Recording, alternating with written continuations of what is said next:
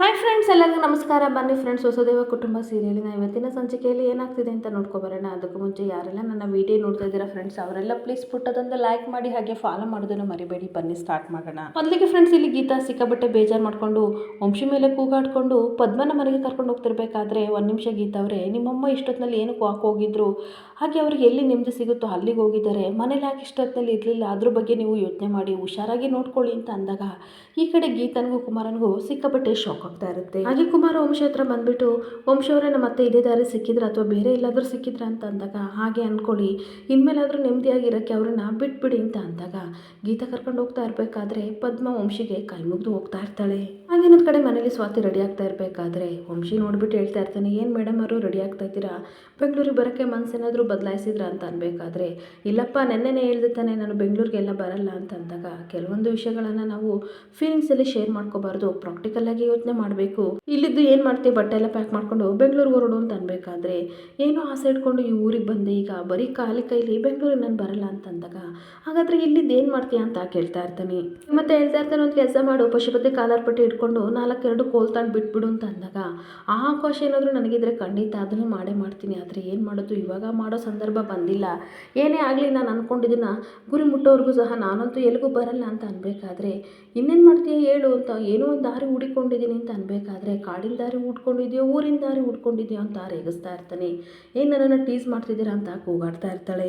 ಹಾಗೆ ಅಷ್ಟೊತ್ತಿಗೆ ಸ್ವಾತಿ ಮೊಬೈಲಿಗೆ ಒಂದು ಮೆಸೇಜ್ ಬರುತ್ತೆ. ಆ ಕಡೆಯಿಂದ ನಿತಿನ್ ಮೆಸೇಜ್ ಮಾಡಿರ್ತಾನೆ, ಏನೋ ಒಂದು ಇಂಪಾರ್ಟೆಂಟ್ ವಿಷಯನ ಮಾತಾಡಬೇಕು, ದೇವಸ್ಥಾನ ಹತ್ರ ಬನ್ನಿ ಅಂತ ಅಂದಾಗ, ಏನಾದರೂ ಹೇಳೋದಿದ್ರೆ ಇಲ್ಲೇ ಇಡ್ಬೋದಿತ್ತಲ್ಲ, ಏನಕ್ಕೆ ಇವರು ದೇವಸ್ಥಾನ ಹತ್ರ ಕರೀತಾ ಇದ್ದಾರೆ, ಹಾಗಾದರೆ ಏನು ಬ್ಯಾಂಕ್ ಸ್ಟೇಟ್ಮೆಂಟ್ ತೆಗೆದಿರ್ಬೋದು, ಅದಕ್ಕೆ ಕರೀತಿದ್ದಾರೆ. ಏನೇ ಆಗಲಿ ದೇವಸ್ಥಾನ ಹತ್ರ ಹೋಗಿ ಮಾತಾಡ್ಕೊ ಬರ್ತೀನಿ ಅಂತ ಮಾತಾಡ್ತಿರ್ಬೇಕಾದ್ರೆ, ಅಲ್ಲೂ ಎಕ್ಸ್ಕ್ಯೂಸ್ ಮೀ, ಇಷ್ಟವರೆಗೂ ಚೆನ್ನಾಗಿದ್ದೆ ತಾನೆ, ಇವಾಗ ಏನು ಒಬ್ಬೊಬ್ಬಳೆ ಮಾತಾಡ್ತಾ ಇದೆಯಲ್ಲ, ಏನಾದರೂ ಬೈಯೋಗಿದ್ರೆ ಡೈರೆಕ್ಟಾಗಿ ಮುಂದೆ ಬಂದೆ ಬೈ, ಹಿಂದೆ ಹಿಂದ್ಕೊಂಡು ನೀನು ಬೈಬೇಡ ಅಂತ ವಂಶಿ ಹೇಳ್ತಾ ಇರ್ತಾನೆ. ಸುಮ್ಮನೆ ಇರ್ರಿ, ಬೆಳಬೆಳಿಗ್ಗೆ ಕಿರಿಕ್ ಮಾಡಬೇಡಿ ಅಂತ ಮತ್ತೆ ಲಿಫ್ಟಿಗೆ ಹಚ್ಕೊಂಡು ಹಾಗೆ ರೆಡಿ ಆಗ್ತಿರ್ಬೇಕಾದ್ರೆ ಇನ್ನೊಂದು ಮೆಸೇಜ್ ಬರುತ್ತೆ.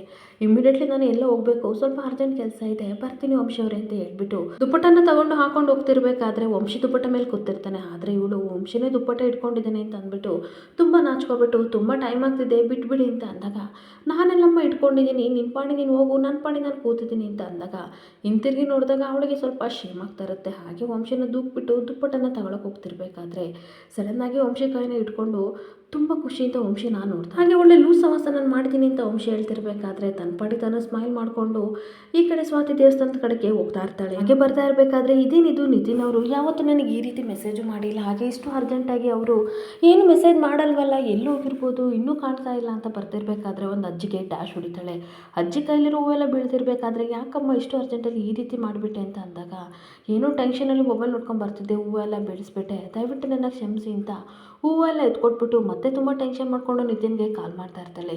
ಇಷ್ಟು ದೂರ ಬಂದಿದ್ದೀನಿ, ನಿತಿನ್ ಅವ್ರ ಫೋನ್ ಸ್ವಿಚ್ ಆಫ್ ಆಗಿದೆಯಲ್ಲ, ಏನಪ್ಪ ಮಾಡೋದು ಅಂತ ಅನ್ಬೇಕಾದ್ರೆ, ಅಷ್ಟೊತ್ತಿಗೆ ರಂಜನ್ ಈ ಕಡೆ ಸ್ವಾತಿನ ಕಿಡ್ನಾಪ್ ಮಾಡೋಕ್ಕೆ 3-4 ಜನ ಹುಡುಗರನ್ನ ಕಳಿಸಿರ್ತಾನೆ. ಅವರು ಸ್ವಾತಿನ ನೋಡಿಬಿಟ್ಟು ಅಡ್ರೆಸ್ ಕೇಳೋ ರೀತಿ ಬಂದು ಈ ಕಡೆ ಸ್ವಾತಿನ ಕಿಡ್ನಾಪ್ ಮಾಡಿಕೊಂಡು ಕರ್ಕೊಂಡು ಹೋಗ್ತಾ ಇರ್ತಾರೆ.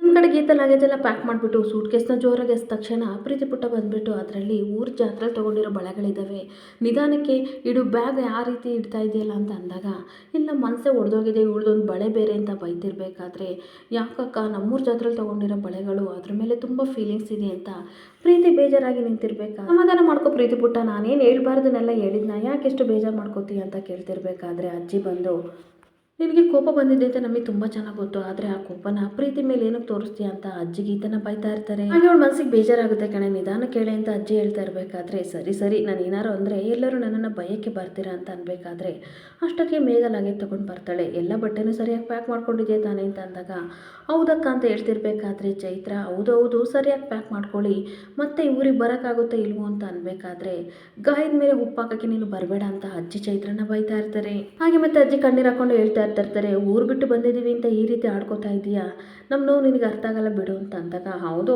ನನಗೆ ಅರ್ಥ ಆಗಲ್ಲ, ಏನೂ ಮಾಡೋಕ್ಕಾಗಲ್ಲ, ಅವ್ರವ್ರ ಹಣೆ ಬರ ಅಂತ ಹೇಳ್ತಾ ಇರಬೇಕಾದ್ರೆ, ಗೀತಾ ಕೋಪ ಮಾಡಿಕೊಂಡು, ನೋಡು ಒಂದೊಂದೇ ಬ್ಯಾಗ್ನ ಆಚೆ ಕಡೆ ಇಟ್ಬಿಡು, ಹಾಗೆ ಪ್ರೀತಿ ಮೆಡಿಸನ್ ತಗೊಂಡಿದ್ದೀವಿ ಒಂದ್ಸಲ ಚೆಕ್ ಮಾಡ್ಕೊ ಅಂತ ಹೇಳ್ತಾ ಇರಬೇಕಾದ್ರೆ, ಸರೋಜ ಅಳ್ತಾ ಬಂದುಬಿಡ್ತಾಳೆ, ನೀವೆಲ್ಲ ಬಿಟ್ಟು ಹೋಗ್ತಾ ಇದ್ದೀರಾ, ನನಗಂತೂ ಸಿಕ್ಕಾಬಟ್ಟೆ ಸಂಕಟ ಆಗ್ತಿದೆ, ಈ ಮನೆಗೂ ಸಹ ನೆಮ್ಮದಿ ಇಲ್ದಂಗೆ ಆಗ್ತಿದೆ ಅಂತ ಹೇಳ್ತಾ ಇರ್ತಾಳೆ. ಹಾಗೆ ಮತ್ತೆ ಸರೋಜ ಕಣ್ಣೀರು ಹಾಕೊಂಡು, ಪ್ರೀತಿ ಪುಟ್ಟ ನೀನಾದರೂ ನನ್ನ ಜೊತೆ ಇರು, ಇದೇ ಸ್ಕೂಲಿಗೆ ಹಾಕ್ತೀನಿ ಈ ಊರಲ್ಲಿ ಅಂತ ಅನ್ಬೇಕಾದ್ರೆ, ಇಲ್ಲ ನಾನು ನನ್ನ ಅಮ್ಮನ ಜೊತೆ ಹೋಗ್ತೀನಿ, ನಾನು ಸ್ಕೂಲಿಗೆ ಹೋಗ್ತಿದ್ರು ಪರವಾಗಿಲ್ಲ, ನಮ್ಮ ಅಮ್ಮನ ಬಿಟ್ಟು ನಾನು ಎಲ್ಲೂ ಹೋಗಲ್ಲ ಅಂತ ಈ ಕಡೆ ಪದ್ಮನು ಹೋಗಿ ಹಗ್ ಮಾಡ್ಕೊತಿರ್ಬೇಕಾದ್ರೆ ಎಲ್ಲರೂ ಹೋಗ್ತಾ ಇದ್ದೀರಾ ಕಣೆ, ನನಗಂತೂ ಸಿಕ್ಕಾಪಟ್ಟೆ ಬೇಜಾರಾಗ್ತಿದೆ. ಮತ್ತೆ ಅದೇ ಮನೆಗೆ ಹೋಗ್ತಾ ಇದ್ದೀರಾ, ಅದೇ ಬಾಡಿಗೆ ಮನೆಗೆ, ಏನೂ ತೊಂದರೆ ಆಗಲ್ಲ ತಾನೆ ಅಂತಂದಾಗ ಏನೂ ಮಾಡೋಕ್ಕಾಗಲ್ಲ, ಎಲ್ಲ ನಮ್ಮ ಹಣೆ ಬರ ಅಂತ ಪದ್ಮ ಕಣ್ಣೀರಾಗ್ತಾ ಇರ್ತಾಳೆ. ಹಾಗೆ ಮತ್ತೆ ಗೀತಾ ಕೋಪ ಮಾಡಿಕೊಂಡು, ಏನಮ್ಮ ಅದೇ ಮನೆಗ, ಖಂಡಿತ ನಾನು ಬರಲ್ಲ, ಬೆಳಗ್ಗೆ ಎದ್ದು ನಾನು ಆ ಸ್ವಾತಿ ಮುಖನ ನೋಡೋಕ್ಕಾಗಲ್ಲ, ಹೇಗಿದ್ರು ಬಾಡಿಗೆ ಮನೆ ತಾನೇ ಹೋಗ್ತಾ ಇರೋದು, ಬೇರೆ ಎಲ್ಲಾದರೂ ಹೋಗೋಣ ಅಂತ ಅನ್ಬೇಕಾದ್ರೆ ಕುಮಾರ, ಅಜ್ಜಿ ಬಗ್ಗೆ ಪ್ರೀತಿ ಬಗ್ಗೆ ಯೋಚನೆ ಮಾಡು, ನಮ್ಮ ಹತ್ರ ದುಡ್ಡು ಅಷ್ಟೊಂದು ಥರ ಎಲ್ಲಿದೆ, ಇವಾಗ ಬೇರೆ ಮನೆ ಮಾಡೋಕ್ಕೆ ಅಂತ ಹೇಳ್ತಿರ್ಬೇಕಾದ್ರೆ ಪದ್ಮನು ಸಹ ಹೌದು ಕಣೆ, ಆ ಮನೆಗೆ ಹೋಗೋಣ, ಆಮೇಲೆ ಕೂತು ಯೋಚನೆ ಮಾಡಿದ್ರಾಗುತ್ತೆ ಬಿಡು ಅಂತ ಹೇಳ್ತಾ ಇರಬೇಕಾದ್ರೆ ಅಷ್ಟೊತ್ತಿಗೆ ಚೈತ್ರ ಬೇಕು ಬೇಕು ಅಂತ ಕೊಂಕು ಮಾತಾಡ್ತಾ ಇರ್ತಾಳೆ. ಅಲ್ಲ ಕಣೆ ಗೀತಾ, ಕೈಲಿ ದುಡ್ಡಿಲ್ಲ ಅಂತಂದ್ರೂ ಸೊಕ್ಕಿನ ಮಾತಾಡ್ಬಾರ್ದು ಕಣೆ ಇಂಥ ಟೈಮಲ್ಲಿ, ಸುಮ್ಮನೆ ಅದೇ ಮನೆಗೆ ಹೋಗಿ ಅಂತ ಹೇಳ್ತಾ ಇರ್ತಾಳೆ. ಹಾಗೆ ಮತ್ತೆ ಸರೋಜ ಬಾಯ್ತಾ ಇರ್ತಾಳೆ, ನೀನು ಹೇಳ್ದಂಗೆ ಅವ್ರ ಮನೆ ಬಿಟ್ಟು ಹೋಗ್ತಿದ್ದಿರ್ತಾನೆ, ಮತ್ತೆ ಏನಕ್ಕೆ ಅವ್ರ ಮನಸ್ಸಿಗೆ ಬೇಜಾರು ಮಾಡ್ತಿದ್ಯಾ, ಸುಮ್ಮನೆ ನಿಂತ್ಕೋ ಚೈತ್ರ ಅಂತ ಹೇಳ್ತಾ ಇರಬೇಕಾದ್ರೆ, ನೋಡಿ ಅಮ್ಮ, ನೀವೇನಕ್ಕೆ ಈ ರೀತಿ ಮಾತಾಡ್ತಿದ್ದೀರಾ ಅಂತ ನನಗೆ ತುಂಬ ಚೆನ್ನಾಗಿ ಗೊತ್ತು, ನಿನ್ನೆ ನಿನ್ನ ಮಗಳನ್ನ ಹುಡ್ಕೊಂಡು ಹೋಗಿದ್ದಲ್ಲ, ಅವಳೇನು ಕಿವಿ ಊದಿ ಕಳಿಸಿದ್ದಾಳೆ, ಅದಕ್ಕೆ ಈ ರೀತಿ ಆಡ್ತಿದ್ದೀಯಾ, ನೀನೇನೇ ಅನ್ನಮ್ಮ, ನಾನಂತೂ ಆ ಮನೆಗೆ ಬರಲ್ಲ ಅಂತ ಹಠ ಮಾಡ್ತಿರ್ಬೇಕಾದ್ರೆ ಪದ್ಮನಿಗೆ ಸಿಕ್ಕಾಪಟ್ಟೆ ಕೋಪ ಬರ್ತಾ ಇರುತ್ತೆ. ಹಾಗೆ ಕುಮಾರ, ನನ್ನ ಮಾತು ಕೇಳು, ಆ ಮನೆಗೆ ಹೋಗೋಣ ಅಂತ ಅಂದಾಗ, ಏನಾದರೂ ಆಗಲಿ ಮಾವ, ನಾನಂತೂ ಆ ಮನೆಗೆ ಬರಲ್ಲ ಅಂದರೆ ಬರಲ್ಲ ಅಂತ ಈ ಕಡೆ ಗೀತಾ ಆಟ ಮಾಡ್ತಾ ಇರ್ತಾಳೆ.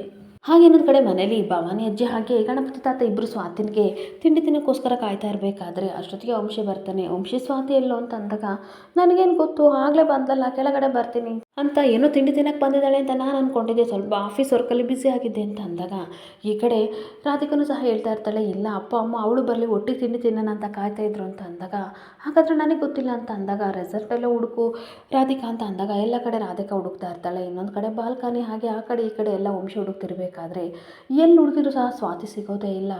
ನನ್ನ ಕರ್ಮ, ಇವಳನ್ನ ಹುಡುಕೋ ಹಣೆ ಬರ ನನಗೆ ಬಂತಲ್ಲ ಅಂತ ರಾಧಿಕಾ ಬೈಕೊಂಡು ಎಲ್ಲ ಕಡೆ ಹುಡ್ಕೊಂಡು ಬರ್ತಿರ್ಬೇಕಾದ್ರೆ ವಂಶಿ ಎಲ್ಲೂ ಇಲ್ಲ ತಾತ ಅಂತ ಅಂದಾಗ ಅವರಿಬ್ಬರಿಗೂ ಸಿಕ್ಕಾಬಟ್ಟೆ ಶಾಕ್ ಆಗ್ತಾ ಇರುತ್ತೆ.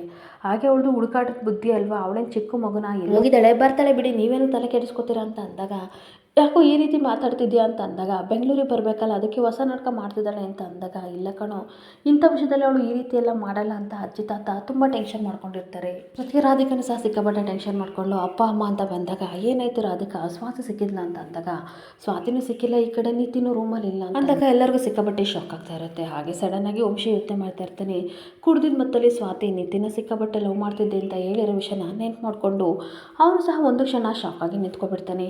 ಇನ್ನೊಂದು ಕಡೆ ಏನು ನಿತಿನ್ ಇಲ್ವಾ, ಎಲ್ಲೋ ಹೋದ, ಹಾಗೆ ಕೆಲಸದವನ್ನೆಲ್ಲ ವಿಚಾರಿಸಿದ್ರ ಅಂತ ಅಂದಾಗ, ಹೌದು ನಾನು ಎಲ್ಲರನ್ನೂ ಮಿಡ್ ನೈಟ್ ಬಂದಂತೆ ರೂಮಿಗೆ, ಆದರೆ ಹೋಗಿದ್ದನ್ನು ಯಾರೂ ನೋಡಲಿಲ್ವಂತೆ, ತುಂಬ ಟೆನ್ಷನ್ ಆಗ್ತಿದೆ, ಕಾಲ್ ಮಾಡಿದರೆ ಸ್ವಿಚ್ ಆಫ್ ಅಂತ ಬರ್ತಿದೆ ಅಂತ ರಾಧಿಕೆ ಹೇಳ್ತಿರ್ಬೇಕಾದ್ರೆ ವಂಶಿ ಫೋನಿಗೆ ಟ್ರೈ ಮಾಡ್ತಿದ್ರೆ ಸ್ವಿಚ್ ಆಫ್ ಅಂತ ಬರ್ತಾ ಇದ್ರೆ ಎಲ್ಲರಿಗೂ ಸಿಕ್ಕಾಪಟ್ಟೆ ಟೆನ್ಷನ್ ಆಗ್ತಾ ಇರುತ್ತೆ. ಆದರೆ ರಾಧಿಕಾ ಥಿಂಕ್ ಮಾಡ್ತಾ ಇರ್ತಾಳೆ, ನಿತಿನೂ ಇಲ್ಲ ಹಾಗೆ ಸ್ವಾತಿನೂ ಇಲ್ಲ ಅಂತಂದರೆ ಏನಪ್ಪ, ಇವರಿಬ್ಬರು ಏನಾದರೂ ಮಾತಾಡ್ಕೊಂಡು ಓಡೋಗ್ಬಿಟ್ರ ಅಂತ ಬೆಚ್ಚಿ ಬೀಳ್ತಾ ಇರ್ತಾಳೆ. ಚೇಚೆ, ನನ್ನ ಮಗನಿಗೆ ಸ್ವಾತಿ ಮೇಲೆ ಪ್ರೀತಿ ಇದೆ, ಹಾಗಂತ ಮದುವೆಗಿರೋ ಹುಡುಗಿನ ಕರ್ಕೊಂಡು ಅವ್ನು ಖಂಡಿತ ಎಲ್ಲೂ ಹೋಗಿರಲ್ಲ ಅಂತ ಯೋಚನೆ ಮಾಡ್ತಿರ್ಬೇಕಾದ್ರೆ ಈ ಕಡೆ ಸ್ವಾತಿ ಕೂಗಾಡ್ತಾ ಇರ್ತಾಳೆ, ಬಿಡ್ರು ನನ್ನ, ಯಾರು ನೀವು ನನ್ನನ್ನು ಕಿಡ್ನಾಪ್ ಮಾಡ್ಕೊಂಡಿರೋದು, ಬಿಡ್ರು ಅಂತ ಕಿರ್ಚಾಡ್ತಿರ್ಬೇಕಾದ್ರೆ ವಂಶಿ ಸಡನ್ನಾಗಿ ಸ್ವಾತಿಗೆ ಕಾಲ್ ಮಾಡ್ತಾ ಇರ್ತಾನೆ. ಇನ್ನೊಂದು ಕಡೆ ರೌಡಿ ಕೈನ ಕಚ್ಬಿಟ್ಟು, ಹಲೋ ವಂಶಿಯವರೇ ಕಾಪಾಡಿ ಅಂತ ಅಂದಾಗ ಫೋನೇ ಕಿತ್ಕೊಂಡು ಸ್ವಿಚ್ ಆಫ್ ಮಾಡಿದಾಗ ಅವನಿಗೆ ಸಿಕ್ಕಾಬಟ್ಟೆ ಟೆನ್ಷನ್ ಆಗ್ತಿರುತ್ತೆ. ಅಷ್ಟೊತ್ತಿಗೆ ಅಜ್ಜಿ ತಾತ ಬಂದುಬಿಟ್ಟು, ಏನಾಯಿತು, ಎಲ್ಲಿದ್ದಾಳೆ ಸ್ವಾತಿ ಅಂತ ಅಂದಾಗ, ನೆಟ್ವರ್ಕ್ ಪ್ರಾಬ್ಲಮ್ ಅನಿಸುತ್ತೆ, ಫೋನು ಕನೆಕ್ಟ್ ಆಗ್ತಿಲ್ಲ ಅಂತ ಅಂದ್ಬಿಟ್ಟು ಹೇಳ್ತಿರ್ಬೇಕಾದ್ರೆ, ಹಾಗಾದರೆ ಎಲ್ಲೋಗಿರ್ಬೋದು ಅಂತ ಟೆನ್ಷನ್ ಮಾಡ್ಕೋತಾ ಇರ್ತಾರೆ.